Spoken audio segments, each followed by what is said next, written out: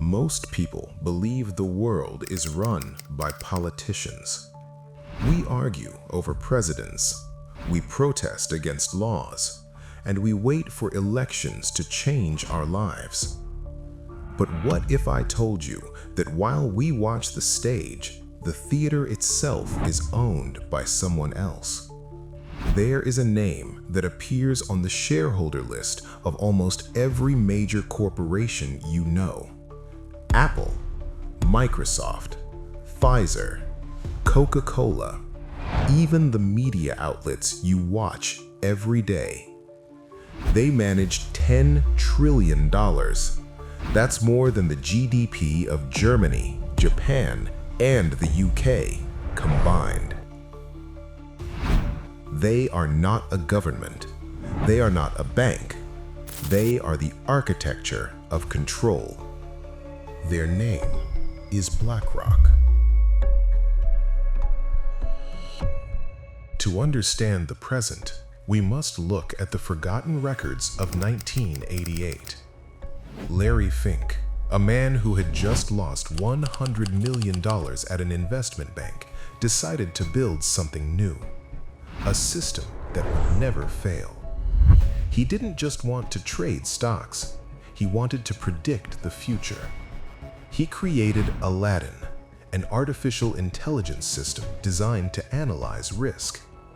Today, Aladdin doesn't just help BlackRock. It monitors over $20 trillion of the world's wealth. It claims to model global conflict before it becomes visible. It simulates market collapse long before the headlines appear. This is the hidden history of our era, a transition from human decision-making to algorithmic control. To understand BlackRock, you must understand its brain. A system so complex that even its full reach is not publicly visible. It's called Aladdin. It doesn't just watch the markets, it simulates the entire world. Every second, Aladdin runs thousands of what-if scenarios. What if a pipeline in Russia explodes? What if a virus shuts down China? What if a political leader is assassinated? By the time the news reaches your TV, Aladdin has already traded billions of dollars based on the outcome. Critics describe it as a machine that reacts to the future before the present arrives. While we live in the present, BlackRock is already living in the future that their machine predicted. Imagine a world where the competition is an illusion.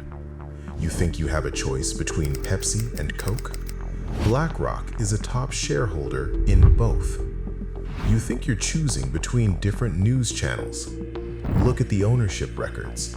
The same names appear again and again.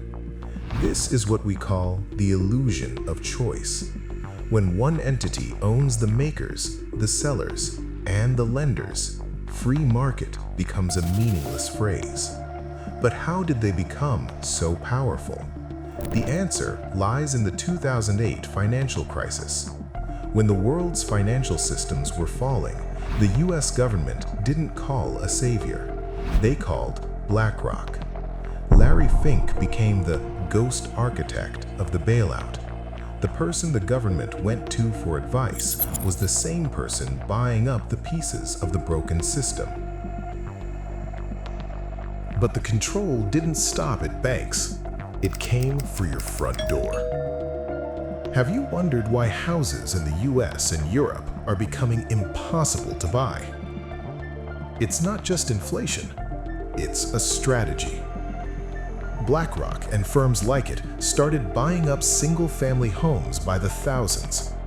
They aren't looking to flip them. They are looking to become the world's permanent landlords. Imagine a future where you own nothing. Your car is a subscription, your house is a rental, your software is a monthly fee. An economic future where ownership quietly disappears.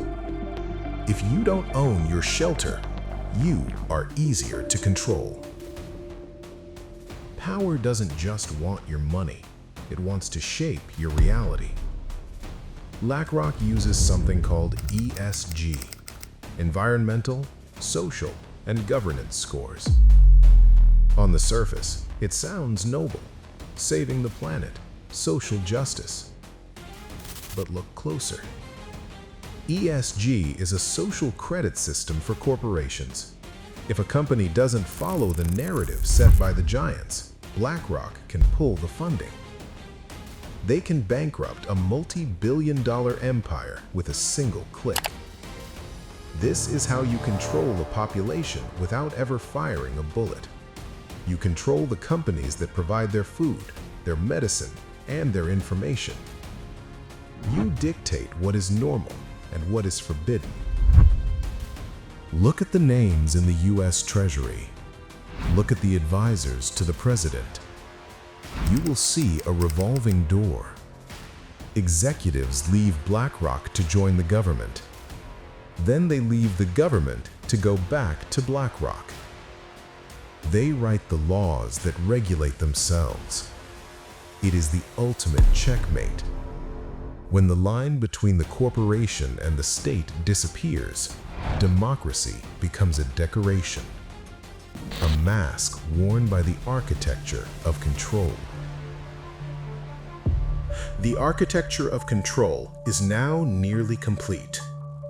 We are entering an era where governments are secondary to the capital managers, where your records are stored in servers owned by the same people who manage your pension, where the truth is not destroyed but simply buried under a mountain of manufactured noise. The question is no longer who is in charge. The question is it even possible to live outside this system? They want you to stay on the surface. They want you to believe that what you see is all there is. We don't tell you what to believe.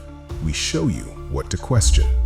But the era of darkness is only powerful as long as it remains hidden. Here at DarkEra Files, we don't just tell stories. We dig for the files they never meant for you to find. If you're ready to look beyond the surface and discover what's happening in the shadows, subscribe. Join the investigation, because the truth is always darker than fiction. DarkEra Files.